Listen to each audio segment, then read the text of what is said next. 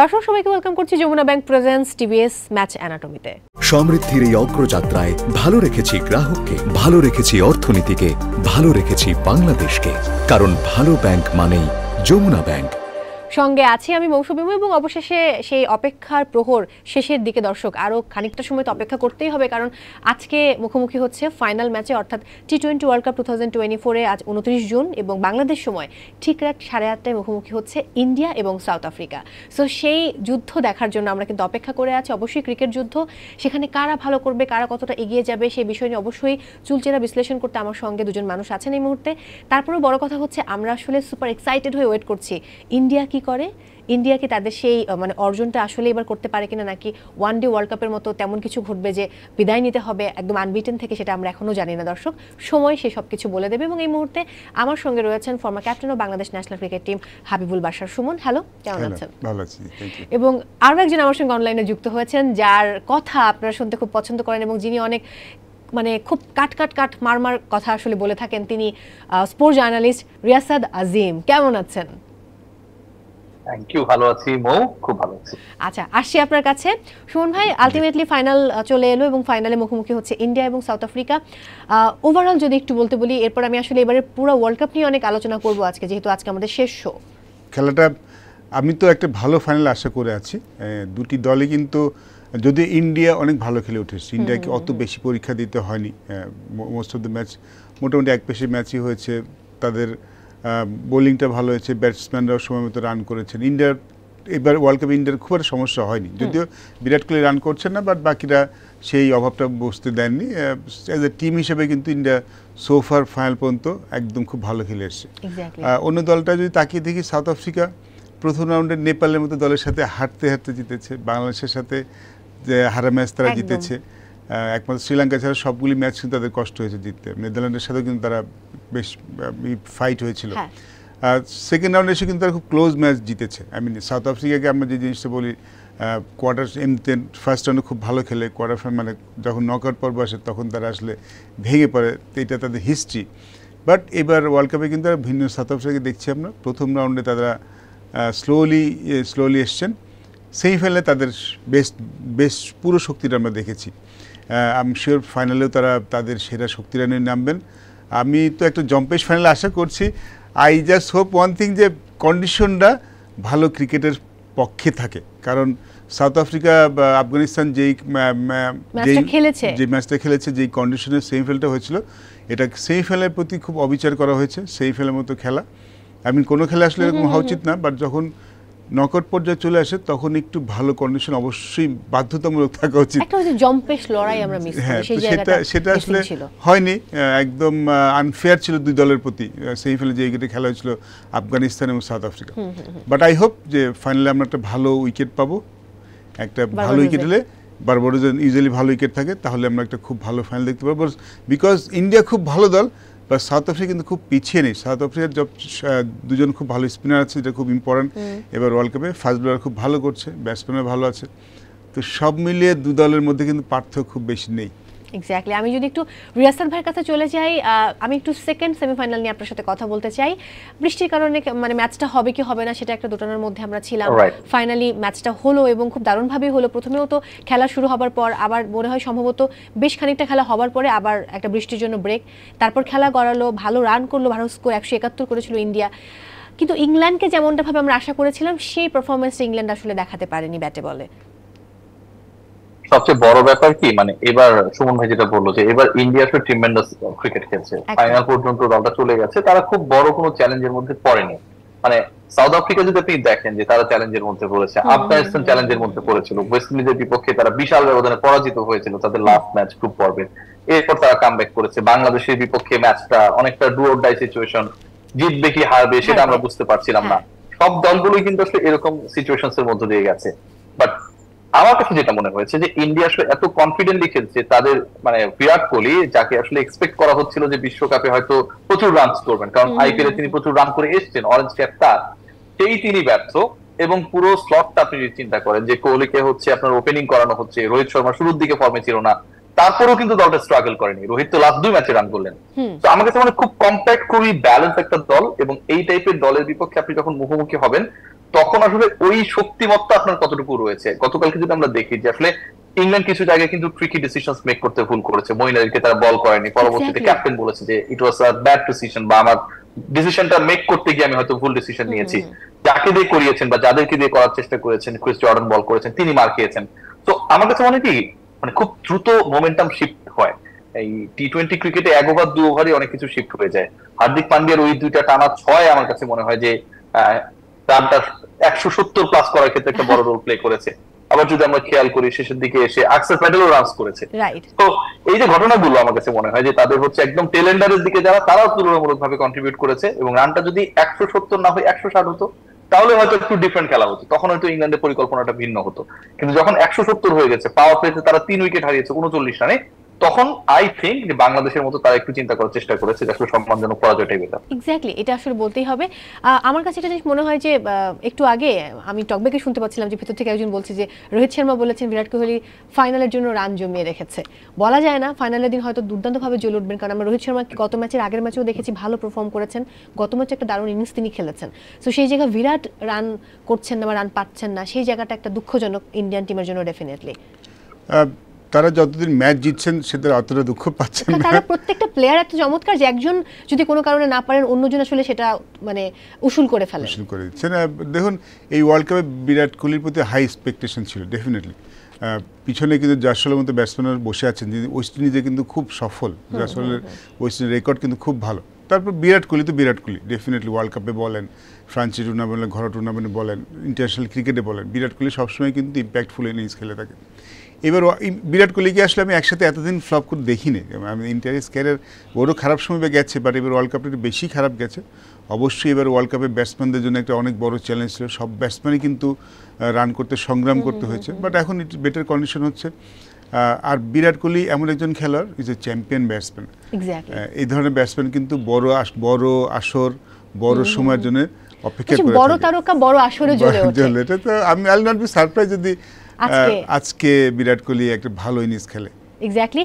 একটু আমি তাকাবো, আমার খুব দুঃখ আফগানিস্তানদের প্রতি বা আফগান দলের প্রতি, কারণ যদি একটু হাইয়েস্ট রান স্কোরারের কথা বলি, সেখানেও কিন্তু হাইয়েস্ট রান গেটারে গুরবাজ রয়েছেন টপে 281, তারপরে ট্রাভিস হেডের প্রসঙ্গ আসবে 255, এবং রোহিত শর্মা ইন্ডিয়ান টিমে 248।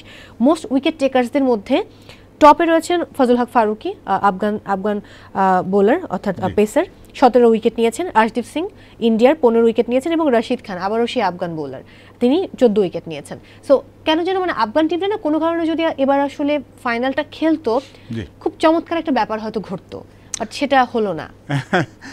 প্রবাবলি গেলে, হ্যাঁ আমরা সবাই তো একটা আরেকটা এশিয়ান দল যাক, আমরা তো সবাই সেটা চেয়েছিলাম।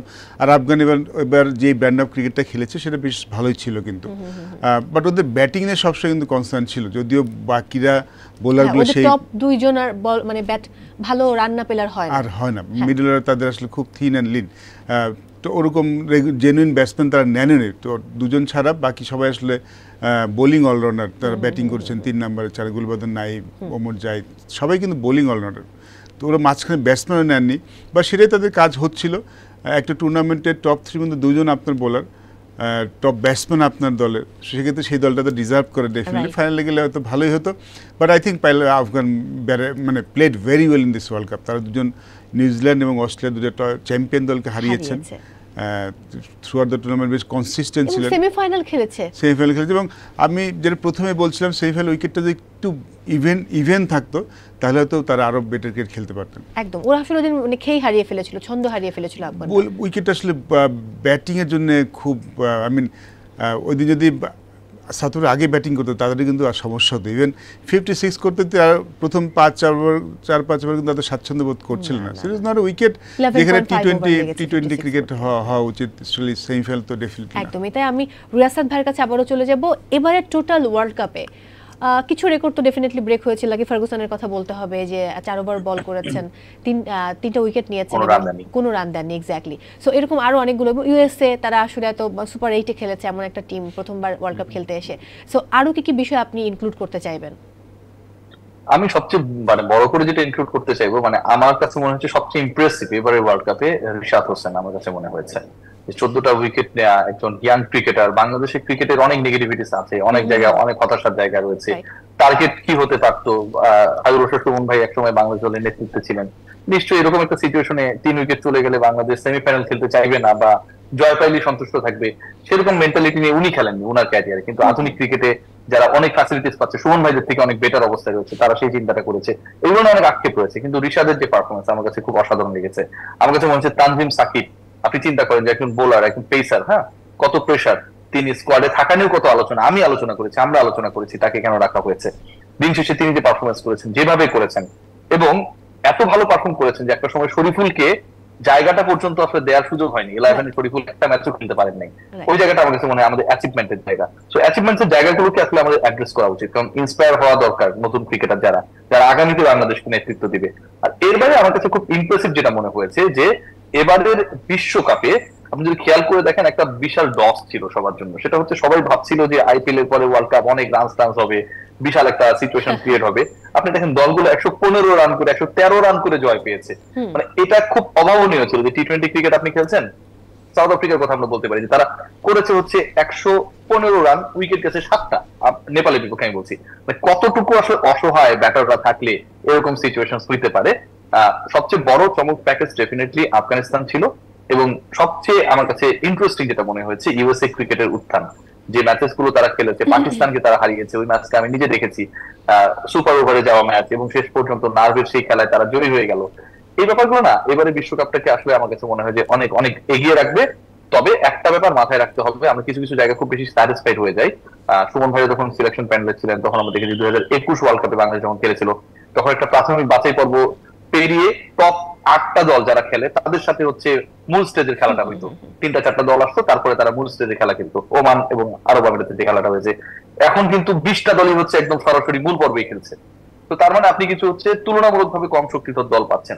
এই দলগুলোর বিপক্ষে আপনি ধরেন জয় পাচ্ছেন। আগে বাংলাদেশ যখন কথার কথা ওমানের বিপক্ষে জিতেছে, আরব আমিরাতের মতো দলের বিপক্ষে জিতেছে, সেগুলোকে কিন্তু আমরা আসলে কাউন্ট করিনি। মূল পর্বে কয়টা ম্যাচ জিতলো সেটা আমরা কাউন্ট করেছি।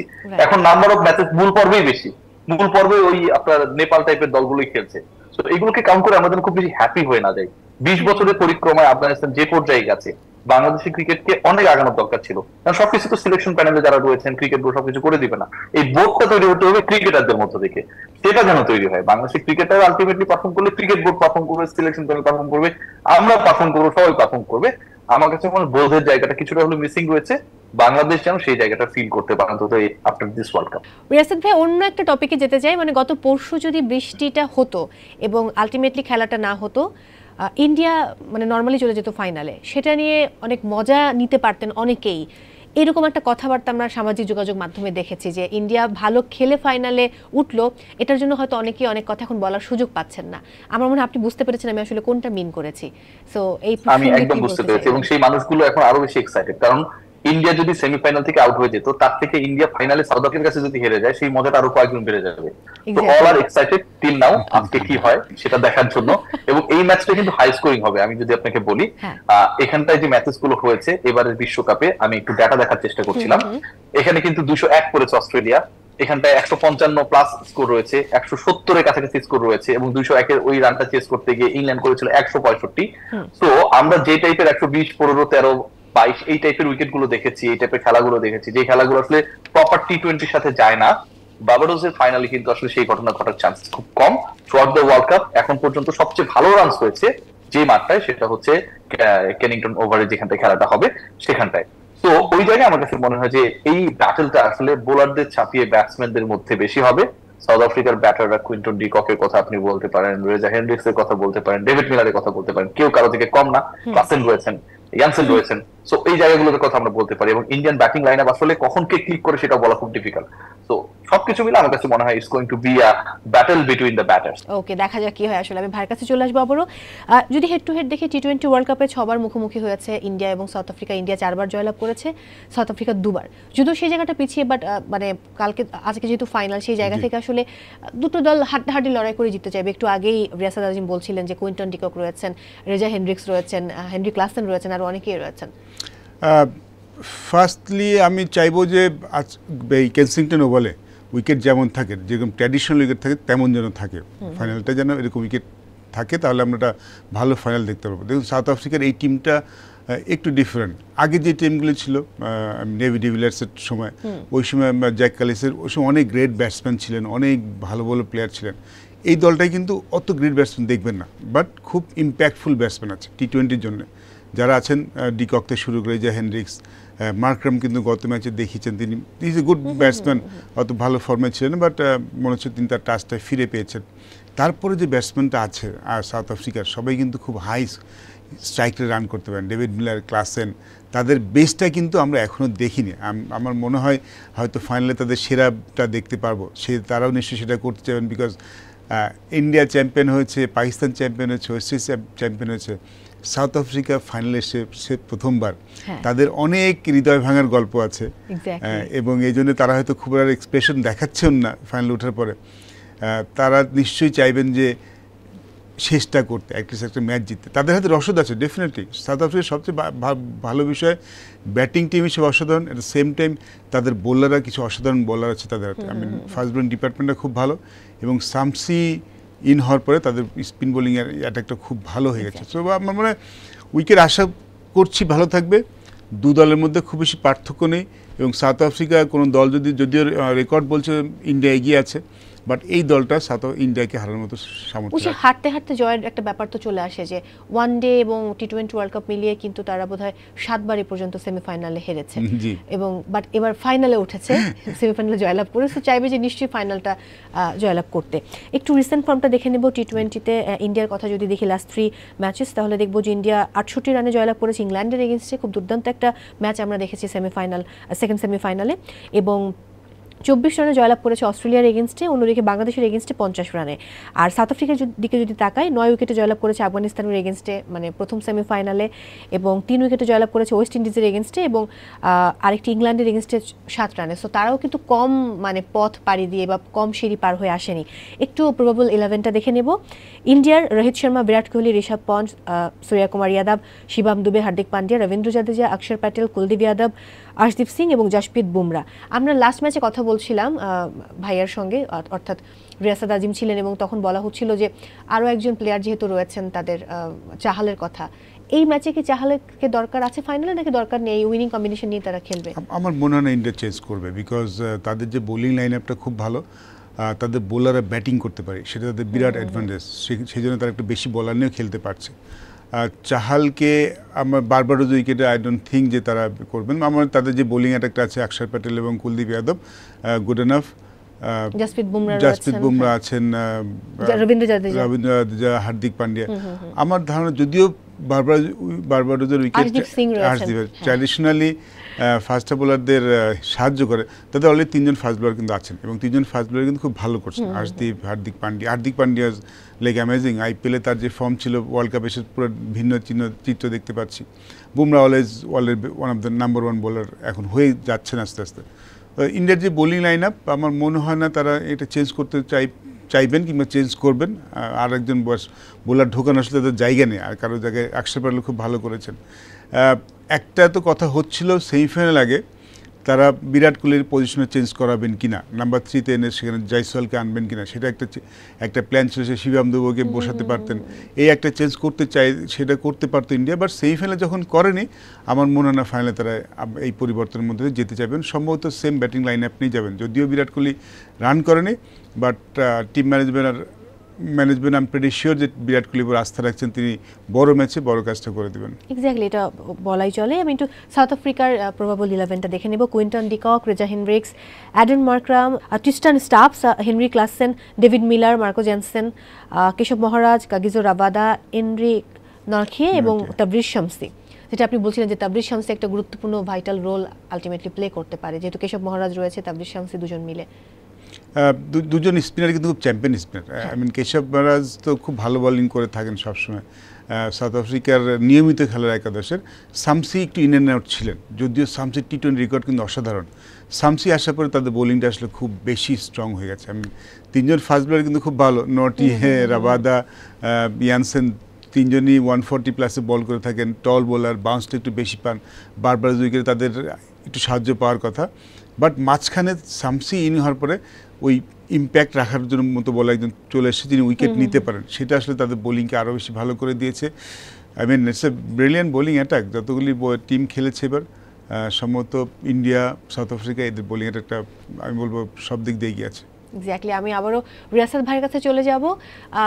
দুই টিমের অর্থাৎ সাউথ আফ্রিকা এবং ইন্ডিয়ার টিমের বোলিং, মানে সাউথ আফ্রিকার বোলিং ভার্সেস ইন্ডিয়ার বোলিং নিয়ে যদি একটু বলতে বলি তাহলে আসলে কি বলতে চাইবেন? আমি যেটা বলবো যে মানে ইন্ডিয়ার বোলিং এর সবচেয়ে বড় বিউটিফুল পার্ট সেটা হচ্ছে যে তাদের বোলাররা ব্যাটিং করতে পারে, যেটা বললেন একটু আগে। মানে খুবই মানে এই ঘটনাটা আসলে ঘটানোটা খুব ডিফিকাল্ট। একটা সময় দক্ষিণ আফ্রিকার যে টিমটা হ্যান্সি ক্রনিয়ার নেতৃত্বে খেলতো, সেখানে আমরা দেখতাম যে 11 জনই সবকিছু পারে। তো এরকম একটা দল এই মুহূর্তে টিম ইন্ডিয়া আমরা যদি খেয়াল করি, এবং বোলিং অ্যাটাকে যদি আমি দেখি তাহলে সবচেয়ে বড় চ্যালেঞ্জ এবং চ্যালেঞ্জে পড়ার পর সাকসেসফুল হওয়ার ক্ষেত্রে ইন্ডিয়া থেকে সাউথ আফ্রিকা আসলে তাদের বোলিং ডিপার্টমেন্টের উপর নির্ভর করেছিল এবং তারা সাকসেসফুল হয়েছে। আপনি দেখেন লাস্ট ম্যাচে আফগানিস্তানের বিপক্ষে তাদেরকে 56 রানে প্যাক করে দেওয়া, ব্যাটাররা করেছে 43 রান, বাকি 13টা এসছে এক্সট্রা থেকে, কি পরিমাণ প্রেসার ক্রিয়েট করেছিল। আপনি যদি খেয়াল করে দেখেন বাংলাদেশের এগেনস্টে 113 রান তারা ডিফেন্ড করেছে, নেপালের এগেনস্টে 115 রান ডিফেন্ড করেছে, শ্রীলঙ্কাকে 77 রানে অল আউট করেছে। মানে সাউথ আফ্রিকার বোলিং অ্যাটাক নিয়ে তুলনামূলক কিন্তু আলোচনাটা কম হচ্ছে। আমরা আফগানিস্তানের বোলিং অ্যাটাক নিয়ে অনেক আলোচনা করি, ইন্ডিয়ার বোলিং অ্যাটাক নিয়ে আলোচনা করি, কিন্তু আপনি যদি রেকর্ড গুলো দেখেন যে আপনি শ্রীলঙ্কাকে 77 রানে অল আউট করে দেয়া, নেদারল্যান্ডসকে মনে হয় 110-12 রানের আগে অল আউট করে দেয়া, বাংলাদেশের বিপক্ষে মাত্র 113 রান করার পরেও সেটা 4 রানে ডিফেন্ড করা, নেপালের বিপক্ষে যে ম্যাচটা শেষ পর্যন্ত জিতলো, মানে সেখানটায় কি বলবো তারা এক্সট্রা আরেকজন স্পিনার কেন খেলেনি এই আলোচনা হচ্ছিল, কিন্তু ফাইনালি কিন্তু মাকরাম এবং শামসি মিলে কিন্তু ম্যাচটা জিতিয়ে দিয়েছে, কেশব মহারাজ এই ম্যাচে ছিলেন না। তো এই যে ঘটনাগুলো ঘটেছে এগুলো কিন্তু একটা কম্প্যাক্ট এবং খুব কার্যকর বোলিং অ্যাটাক না থাকলে পসিবল ছিল না। এটা কিন্তু দক্ষিণ আফ্রিকা করেছে, আন্ডার প্রেসারে তারা সাকসেসফুল হয়েছে, ম্যাচের পর ম্যাচ সাকসেসফুল হয়েছে, যেখানটায় তাদের ব্যাটিং ডিপার্টমেন্ট বারবার ফল করেছে, বারবার কম রানে প্যাক হয়ে গেছে। সেখানটায় আমার কাছে মনে হয় যে তারা তুলনামূলকভাবে অন্য যে কোনো দলের থেকে বেশি চ্যালেঞ্জ নিয়েছে এবং চ্যালেঞ্জে সফল হয়েছে। আপনি যদি আমাকে বলেন ভারতের bowling attack definitely world class, Jasprit বুমরার মতো ক্রিকেটার রয়েছে সেখানটায়।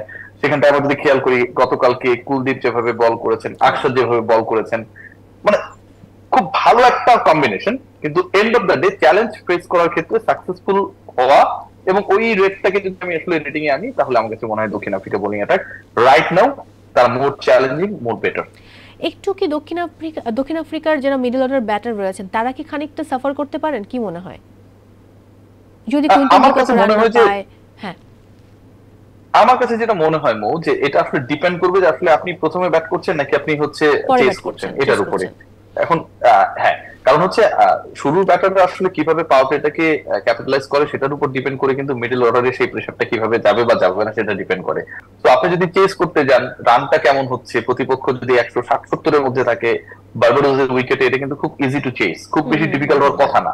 তো এই কাজটা করতে গিয়ে যদি আপনি পাওয়ার প্লের মধ্যে যদি 3-4টা উইকেট হারিয়ে ফেলেন তখন কিন্তু মিডল অর্ডার ব্যাটসম্যানরা দুইটা ধরনের প্রেসারে পড়ে। একটা হচ্ছে যে আপনার সামনে সারি ব্যাটাররা আউট হয়ে গেছে, দ্বিতীয় যেটা সেটা হচ্ছে আপনাকে আস্কিং রানের সাথে পাল্লা দিয়ে টিকে থাকার মিশনে নামতে হবে।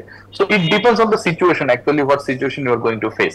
আমার কাছে মনে হয় যে মিডল অর্ডার ব্যাটাররা খুব বেশি ফেস করবেন বা প্রেসারে করবেন সেটা বলার মতো এখন পর্যন্ত সময় আসেনি, কারণ তাদের মিডল অর্ডারে যারা রয়েছেন আইপিএলে যারা পারফর্ম করেছেন তারাই রয়েছেন। ডেভিড মিলার এখন পর্যন্ত তার বেস্ট নকটা খেলতে পারেননি, এখন পর্যন্ত খেলেননি আমার কাছে মনে হয়। ক্লাসেন ইয়াসেনরা রয়েছেন। So many more to comes, বুঝছেন, many more performances to comes. So আমাদেরকে দেখতে হবে আসলে শেষ পর্যন্ত কি হয়। সিচুয়েশন অনেকটা আসলে ডিসাইড করবে যে সাউথ আফ্রিকার মিডল অর্ডার কেমন করে। এক্স্যাক্টলি। এই যে সাউথ আফ্রিকা ফাইনাল খেলছে, আফগানিস্তানের মতো একটা দল, আমরা গতকাল বা তার আগের শোতেই বোধহয় বলছিলাম যে তাদের ইন্টারন্যাশনাল ম্যাচ খেলার শুরু 2004 এবং 20 বছর, এটা রিয়াসাত ভাই বলেছিলেন। সেই জায়গা থেকে তারা কিন্তু সেমিফাইনাল খেললো। কিন্তু আমাদের যে প্রবলেমগুলো, এই যে এবারের ওয়ার্ল্ড কাপ থেকে আমাদের যে শিক্ষা, আমরা অনেকে বলছি যে সুপার 8-এ গিয়েছে, এটাই আমাদের অনেক বড় প্রাপ্তি। মানে অ্যাজ এ ফর্মার ক্যাপ্টেন বা আপনি অনেকদিন ছিলেন এদের সাথে, নির্বাচকের দায়িত্ব পালন করেছেন, কি চেঞ্জেস আলটিমেটলি আনা দরকার আমাদের নিয়ম নীতির? মানে এটা নিয়ে আসলে ওপেন কথা বলা সম্ভব আপনার পক্ষে আমি জানি না। না, সুপার 8-এ বাংলাদেশ এখন সুপার 8-এ যাওয়াটা আলটিমেট রেজাল্ট, এটা ডেফিনেট না। আমি শিওর তারা এটা আসলে কি বোঝাতে চাইছেন আমি নিশ্চিত নই। এখন কিন্তু বাংলাদেশের সেমিফাইনালে যাওয়াটা খুব স্বাভাবিক একটা ব্যাপার। সেটাই হওয়া উচিত। সেটা হওয়া উচিত ছিল। যদি সেমিফাইনালে যায় সেটাই ভালো রেজাল্ট। যদি সেমিফাইনাল যদি না যায় তাহলে বলতে হবে যে বাংলাদেশ ব্যর্থ হয়েছে। সুপার 8-এ যাওয়াটা কখনোই আলটিমেট গোল হওয়া উচিত না। দেখুন ফার্স্ট রাউন্ডে বাংলাদেশ খুব ভালো খেলেছে, আমরা আগে বলেছি আউট অফ 4 গেমস 3টে ম্যাচ জিতেছে, 4টা ম্যাচ জিততে পারতো, বাট সেটাই কি স্বাভাবিক হওয়ার কথা না? সেটা স্বাভাবিক হওয়ার কথা। বাংলাদেশ নেপালের সাথে জিতবে, বাংলাদেশ নেদারল্যান্ডের সাথে জিতবে, শ্রীলঙ্কা সাউথ আফ্রিকা একটা ম্যাচ বাংলাদেশ জিতবে, স্বাভাবিক রেজাল্ট, কিন্তু অস্বাভাবিক রেজাল্ট না। রেজাল্ট ওয়াইজ মনে হবে খুব ভালো, বাট আপনি যদি ওইভাবে চিন্তা করেন এটা স্বাভাবিক হওয়ার কথা। আর যখন সেকেন্ড রাউন্ডে আমরা ভালো করে নিই, ফার্স্ট 2 গেমস ভালো করে নিই, একদম আমাদের অ্যাটিটিউড ওয়াজ রং। আমার অ্যাটিটিউড, স্কিল যেমন থাক, রেজাল্ট যেমন থাক, আমার যেটা ভালো লাগেনি যে আমাদের অ্যাটিটিউড টুয়ার্ডস দ্য গেম। আমরা অস্ট্রেলিয়া এবং ইন্ডিয়া দুটি ম্যাচে আমাদের অ্যাপ্রোচ টুয়ার্ডস দ্য গেম আমার পছন্দ হয়নি। তারপরে কিন্তু সেমিফাইনাল যাওয়ার আমাদের সুযোগ তৈরি হয়ে গিয়েছিল, অসম্ভব সুযোগ, বাট সম্ভাবনার দিকে চলে গিয়েছিল। আপনি যখন 100 বোলারে যে কাজটা করে দিয়েছে, 115 মধ্যে বেঁধে ফেলেছে 12.1 ওভারে, ইট ওয়াজ ডিফিকাল্ট। এই কন্ডিশনটা একটু ডিফিকাল্ট ছিল, বাট এইটা একটা সুযোগ কিন্তু তৈরি হয়েছিল, সেটা আমরা নিতে পারিনি। আমার মনে হয় যে অবশ্যই আমাদের বিশ্বাসটা তো বাড়াতে হবে, ডেফিনেটলি। আমরা যেটা বলতে চাচ্ছিলাম যে এটাই হওয়ার কথা, বাংলাদেশকে এখন এটাই হওয়ার কথা, সেমিফাইনাল জিতে না পারলে বরং আমাদের ব্যর্থ হওয়ার কথা। আমরা যেটা আলাপ করছি, আগে যেটা করেছি যে আমাদের T20 ফরম্যাটে আসলে আমরা তো আমাদের পাওয়ার হিটার নেই, আমাদের ডোমেস্টিকে যে খুব বেশি আছে তা নেই, আমরা ওই ধরনের ক্রিকেট খেলতে অভ্যস্ত না, কিন্তু পারি না, আমরা অত মাসেল পাওয়ার নেই, অত বড় বড় ছক্কা মারতে পারি, আমরা বাউন্ডারি হিটার, আমরা কিন্তু ওভার বাউন্ডারি হিটার নাই। আর T20 ক্রিকেট এখন যেভাবে চলে গেছে, আপনি যদি রেগুলারলি ছক্কা না মারতে পারেন, আপনি বাকিদের থেকে একটু পিছিয়ে থাকবে। এবং ইন্টেন্ট যে কথাটা বলা হয় শুরুতে যেই, আমরা কিন্তু শুরুতে যেই এখনও অভ্যস্ত না, ওরকম চিন্তা ভাবনা করে অভ্যস্ত যে প্রথম বলটা আমি যদি পাই ছক্কা মারবো, জোর করে না পারি, ওই অ্যাটিটিউডটা ওরকম এখনও কিন্তু ওই ইন্টেন্টটা আমাদের তৈরি হয়নি। আমার মনে হয় যে যদি চেঞ্জ করতে হয় আমাদের T20 ক্রিকেটে শুধু আমরা একটা টুর্নামেন্ট খেলি, BPL, যেখানে 4 জন বিদেশি প্লেয়ার থাকে, এবং obviously most of their franchise আসলে টপ অর্ডার ব্যাটসম্যান নিয়ে আসেন 2 জন, মেন বোলার নিয়ে আসেন 2 জন, তারা দেখা যায় ওপেনিং ব্যাটিংও করেন টপ বিদেশিরা, শেষের দিকে গুরুত্বপূর্ণ সময় বোলাররা বোলিং করে থাকেন, তো আমাদের দেশিরা হয়তো অত ফ্ল্যারিশ করার সুযোগ পান। সো আমরা এখন যে অবস্থা, যেহেতু T20 ফরম্যাটটা এখন বেশ ভালোভাবে শুরু হয়েছে, আমার মনে হয় যে ভবিষ্যতে যে আমরা 50 ওভার্স ক্রিকেটটা কম দেখবো, যেভাবে ক্রিকেট এগোচ্ছে হয়তো 50 ওভার্স ক্রিকেট কমে যাবে, টেস্ট এবং T20 বেশি হবে। সেক্ষেত্রে T20-তে আমাদের অভ্যস্ত হতেই হবে। We can't just sit back যে আমরা T20 পারি না, মানে আমাদের এরকম পাওয়ার হিটার নেই, we can't just sit back. আমরা যদি আরও 2টি ঘরোয়া টুর্নামেন্ট করতে পারি শুধু লোকাল প্লেয়ারদের নিয়ে, যেখানে শুধু লোকাল প্লেয়াররা খেলবে ইন এ বেটার কন্ডিশন, সেটা উত্তরণে একমাত্র পথ। কারণ T20 সাচ এ গেম, এখানে আসলে প্র্যাকটিস করে স্কিল ডেভেলপ করা যায় না, এটা স্কিল ডেভেলপ করতে হবে ম্যাচ খেলে। এবং সেই ক্ষেত্রে প্রপার ম্যাচ শুধু দেশিদের নিয়ে যদি আমরা আলাদা টুর্নামেন্ট করতে পারি ভালো উইকেটে, সেখান থেকে যদি আমরা পাওয়ার হিটার তৈরি করতে পারবো, দ্যাটস দ্য অনলি ওয়ে আমার কাছে মনে হয়। ওকে, রিয়াসাত ভাইয়া কি মনে হচ্ছে আজকে আসলে টসে জিতে কি আগে ব্যাটিং নেবে? যদি ইন্ডিয়া টসে জিতে তাহলে তো আমার কাছে মনে হয় যে দল না ব্যাটিং নিবে, আমার কাছে মনে হয়, কারণ এখান থেকে যেহেতু রান হওয়ার একটা বড় চান্স থাকবে, ইন্ডিয়া চাইবে যে একটা বড় টার্গেট সেট করে দিতে, এবং তাদের বোলিং ডিপার্টমেন্ট যেহেতু টু গুড আমার কাছে মনে হয়, তো ওই জায়গায় তারা সেই কাজটাই করার চেষ্টা করবে যে তারা ব্যাটিং নিয়ে শুরুতে একটা ভালো স্কোর যদি করে। এর আগে আমরা দেখেছি যে লাস্ট ম্যাচে তারা যদিও টসে খেলেছিল, কিন্তু 171 করে কিন্তু ইংল্যান্ডকে 68 রানসে হারিয়ে দিয়েছে। তো ব্যাটিং নিক আর না নিক, মানে হচ্ছে ব্যাটিং নেওয়াটা তো অনেকটা ডিপেন্ড করে যে আপনি আসলে ইনভাইটেড হচ্ছেন নাকি নিজে ডিসিশন মেক করছেন রিগার্ডিং দ্য টস, তাই না? ইন্ডিয়া শুরুতে যদি ব্যাটিং করার সুযোগ পায়, টসে জিতে বা টসে পরাজিত হয়, তারা সেটাই একসেপ্ট করবে। এন্ড দক্ষিণ আফ্রিকা আমার কাছে মনে হয় যে আসলে তারা চেষ্টা করবে যে সুযোগ যদি থাকে আগে ব্যাট করার। আমি আবারও একটু আপনাকে রিকল করিয়ে দিই, সেটা হচ্ছে তারা আগে ব্যাট করেই হচ্ছে 113 করে জিতেছে, 115 করে জিতেছে। তো আগে ব্যাট করে তারা এত ক্রুশিয়াল ম্যাচেস গুলো জিতেছে বাজে উইকেটে, ভালো উইকেটে নিশ্চয়ই তারা চাইবে যে আগে ব্যাট করে আরো একটা ডিসেন্ট টোটাল, আরো একটা চ্যালেঞ্জিং টোটাল ইন্ডিয়ার এগেইনস্টে সেট করার। এক্স্যাক্টলি। কত স্কোর আশা করছেন তাহলে? 170 আপ অর 200? অফ কোর্স 180 কাছাকাছি, 180 প্লাস হওয়া উচিত। এখন এটা তো বলা যাচ্ছে না, বুঝছেন, মানে উইকেটের যে ক্যারেক্টারিস্টিক্স বা থ্রু আউট দ্য টুর্নামেন্ট আসলে যেভাবে এগিয়েছে, বারবাডোসের ম্যাচগুলোর কথা আমি যদি বলি, এখানে 201 হয়েছে, 165 হয়েছে, 169 হয়েছে, 155 হয়েছে। সো ফ্রম দ্যাট কানেকশন আমরা প্রেডিক্ট করতে পারি যে 180 is going to be a very good score. But ওটা যে কেউ করতে পারবে, যেমন 56 রানে আফগানিস্তান অল আউট হয়ে যাবে, কে ভেবেছিল বলেন? যত খারাপই হোক 56 রান, সেটাই বাংলাদেশ দল করেছিল 106 রান নেপালের এগেইনস্টে, এটা কে ভেবেছিল? উইকেট যত খারাপই হোক।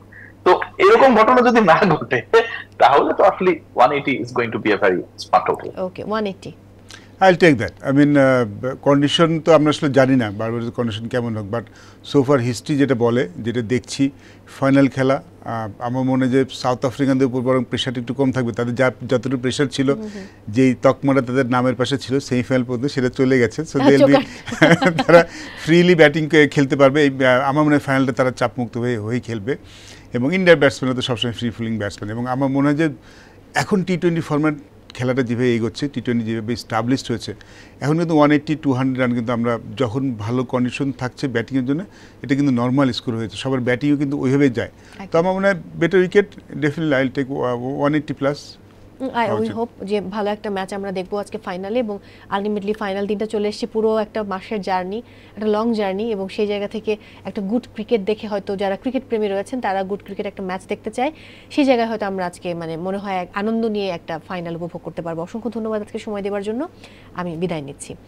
দর্শক, বিদায় নিতে হচ্ছে আজকের মতো। সবাই অনেক ভালো থাকুন। এবং আজ আসলে ফাইনাল অনুষ্ঠিত হচ্ছে ঠিক বাংলাদেশ সময় রাত 8:30টায়। অবশ্যই সেই ম্যাচ দেখার আমন্ত্রণ জানিয়ে বিদায় নিচ্ছি Jamuna bank presence TVS match anatomy থেকে।